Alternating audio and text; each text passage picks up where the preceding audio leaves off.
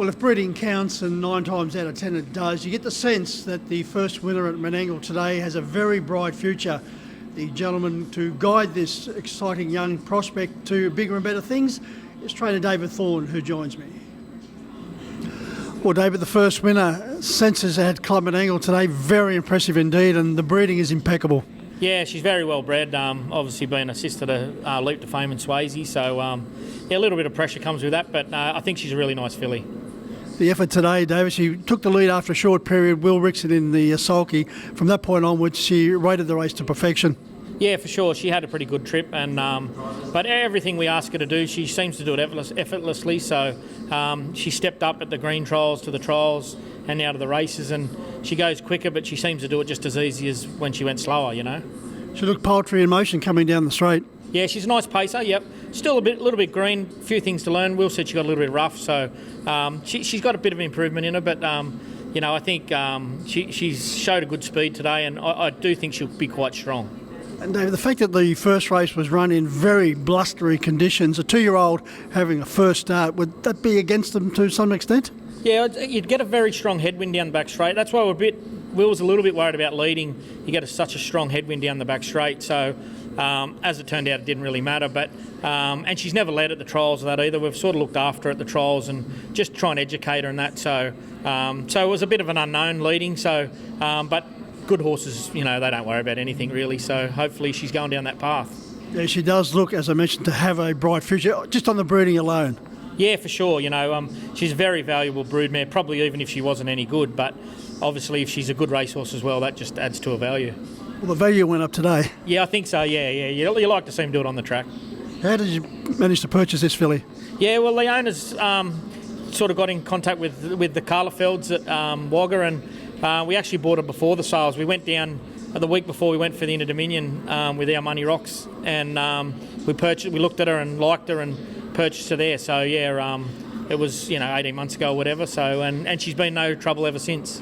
Yeah, Mitch Lenihan and Stuart Doherty, the two owners involved, and no doubt they're on cloud nine after that particular performance. Yeah, for sure. Stuart was here today. He's just a sort of new owner into the standard breds. He's had a lot of thoroughbreds and that, and breeding and that. He's into the breeding, so he was very happy. And Mitch is actually in Europe. He just rang me probably an hour ago, so he was stoked as well. It's not a bad way to dip your toe in the water first up, as you mentioned with Stuart, to have a horse related to Leap to Fame and Swayze. Yeah, well, he's right into the breeding, and I was with the Gallops as well. So, that's why they went down this path. They're looking, for the good mares, and you probably can't get any better than her.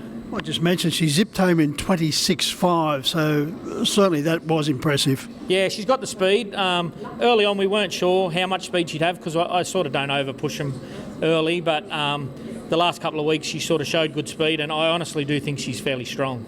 Any plans from now, or you just take it step by step now? Yeah, we'll take it step by step. Obviously, the Breeders' Challenge is on in probably about 6 weeks, so that's probably the main aim. And she'll probably, if she gets there, if she thinks she needs a spell, we'll pull the pin. But she seems to handle everything so good, so we'll probably try and get another race into her somewhere in a couple of weeks, and then look to the Breeders' Challenge. Stable's going exceptionally well, David. Everard at Albion Park last Saturday night, very game and determined win. What's her process from now?